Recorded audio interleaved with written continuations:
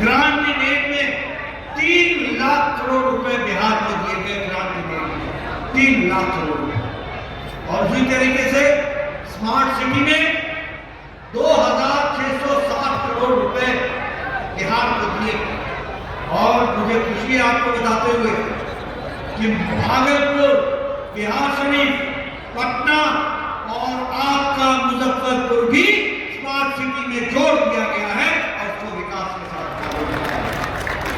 मित्रों, उसी तरीके से हम मेडिकल कॉलेज, 8 मेडिकल कॉलेज पिछले 6 वर्षों में दिए गए हैं और उसके विकास की दृष्टि से बिहार में 3500 किलोमीटर नेशनल हाईवे सड़क बनी है।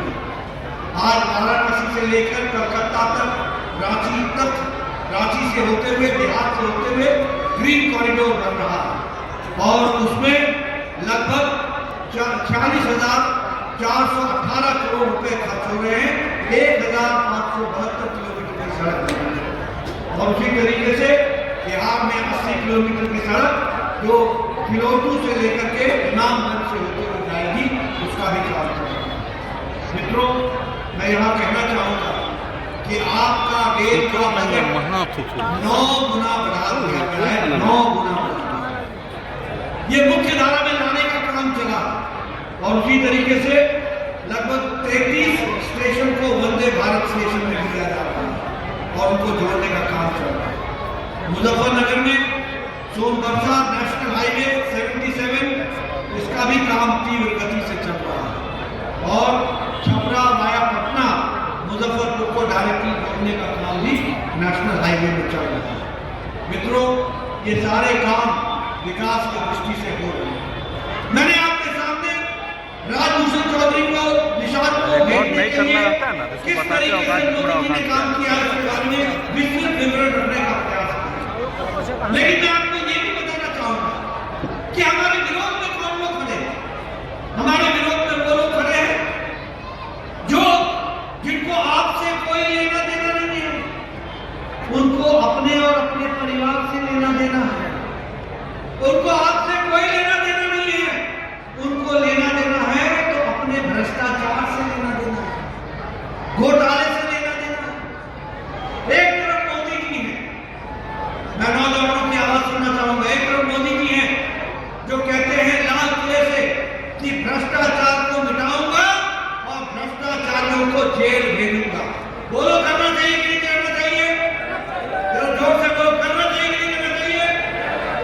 भ्रष्टाचार को मिटाएंगे।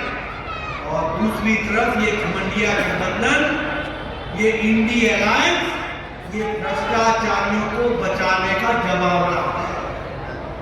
ये भ्रष्टाचारियों को बचाने में लगे हुए हैं, हर भ्रष्टाचारी को बचा रहे। और दूसरा परिवारवाद। एक तरफ मोदी जी हैं, साधारण परिवार से आते हैं, ये सब हमारे बैठे हुए लोग साधारण परिवार से आए हैं। और दूसरी तरफ जो पार्टियां हैं जो परिवार चलाती हैं, परिवार चलाती हैं। मैं दोनों की तस्वीर आपके सामने रखना चाहता हूं और इसलिए रखना चाहता हूं कि बिहार का नौजवान बड़ा विवेकशील है। राजनीति, काम को करके देने की राजनीति।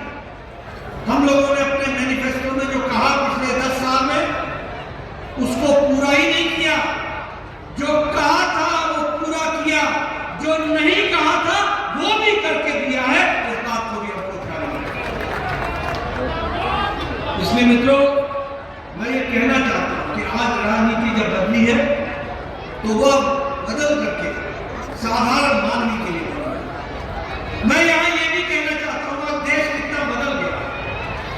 आप राजभूषण चौधरी को चुनाव जिता करके भेजेंगे, लेकिन आप भेजेंगे ये आप सही काम इसलिए करेंगे क्योंकि मोदी जी के नेतृत्व में आपको समझ में आना चाहिए कि 11 साल पहले भारत की अर्थव्यवस्था 11वें नंबर पर खड़ी थी। आज कोरोना की मार के बाद, यूक्रेन के युद्ध के बावजूद भारत ने मोदी जी के नेतृत्व में एक लंबी छलांग लगाई है और 11वें नंबर से आज हम 5वें नंबर की अर्थव्यवस्था बन गए। 5वें नंबर की अर्थव्यवस्था। और आप राजभूषण चौधरी को